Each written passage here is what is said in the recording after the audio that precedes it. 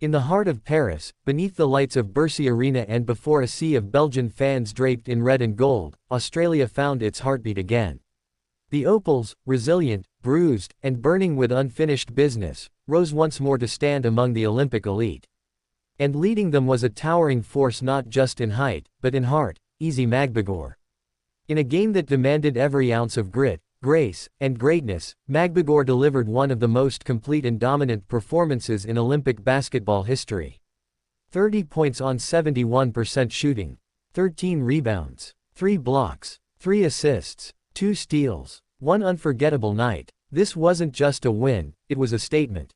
A bronze medal wasn't the color the Opals originally dreamed of, but after what they'd been through, after the bruising opening loss to Nigeria that could have shattered lesser teams, it gleamed like gold.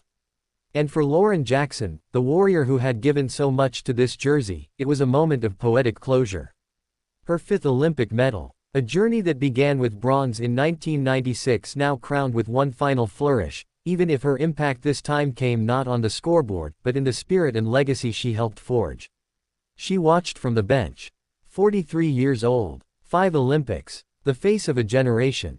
But it was time to pass the torch. And she did so with grace. Because what unfolded before her was the dawn of something new. Something beautiful. It was the age of Ezi. It was the birth of a new core, Jade Melbourne at 21, full of energy and urgency. Isobel Borlase at just 19, fearlessly taking shots that would intimidate seasoned pros. The future was not knocking, it had kicked down the door. Magbegor, long a quiet presence in the paint, found her voice. She roared on both ends, swatting away Belgian dreams and spinning toward destiny. She commanded the game, she orchestrated the fight, she became unshakable in the face of shifting tides. The game itself was chaos and poetry. 15 lead changes, runs and replies. Belgium burst out early, Dallaire sparking a 9-3 lead and sending their crowd into ecstasy. But the Opals didn't flinch. They turned to youth and fire, Magbegor and Borlase. The latter nailed a long, impossible step-back triple on the first quarter buzzer that seemed to whisper, "We're not done yet." The Belgians struck back. 9 unanswered points, momentum yo-yoing between hope and heartbreak. But just before the break, Sammy Whitcomb's triple restored belief, sent Australia into halftime with the lead, and steadied the pulse of a team rediscovering itself. And then the third quarter belonged to Warriors. Whitcomb again, Magbegor again. Assists, blocks, dunks, spins, leadership. The Opals pushed the margin to double digits. They looked like the team everyone feared before the tournament began. Yet Belgium, refusing to bow, clawed back.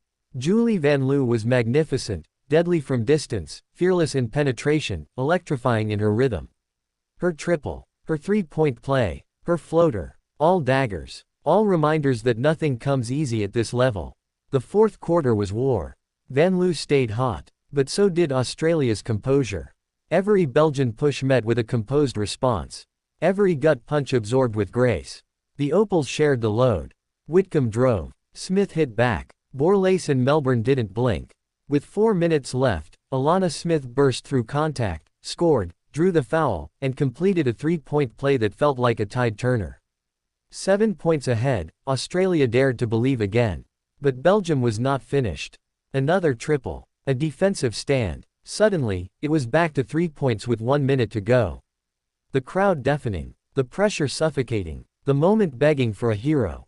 And then, defense. Steph Talbot blocked what would have been the tying shot. Australia's defenders closed in, suffocating space, denying angles. Belgium panicked. The shot clock expired. That sound, the buzzer, wasn't just the end of a possession. It was the exhale of a nation. That violation was the final nail. And when the horn finally sounded, it wasn't just bronze that was lifted, it was belief. It was pride. It was the soul of Australian basketball. This bronze is Australia's third in Olympic women's basketball history.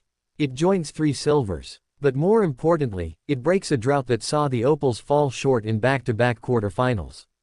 It says, "We are back." And it says something more profound. The future is in very safe hands. This team is young. This team is hungry. This team is building. But this team is ready. Ezi Magbegor is 24. She is no longer the apprentice. She is the centerpiece, the anchor, the star. Jade Melbourne, only just out of her teens, plays like she's been there a decade. Isobel Borlase was born after Lauren Jackson had already won 2 Olympic silver medals. Let that sink in. And yet she plays like a veteran. Confident, cool, clutch. This wasn't just a game. It was a shift in narrative. It was a team reclaiming its rightful place among the world's best. It was a blend of legacy and prophecy, of what has been, and what will be. Because this isn't the end of anything. It's the start of everything. The Opals came to Paris with dreams. They leave with a medal. But more importantly, they leave with momentum. They leave with fans. With eyes on them. With the hearts of a country stirred once more. This is the story of bronze, yes. But it's also the story of redemption. The story of belief. Of youth rising. Of legends watching proudly as the next wave rolls in. Lauren Jackson passes the flame. Ezi Magbegor carries it now. And behind her, a generation ready to burn brighter than ever before. The Opals are not done. The Opals are not forgotten. The Opals are here. And they're just getting started.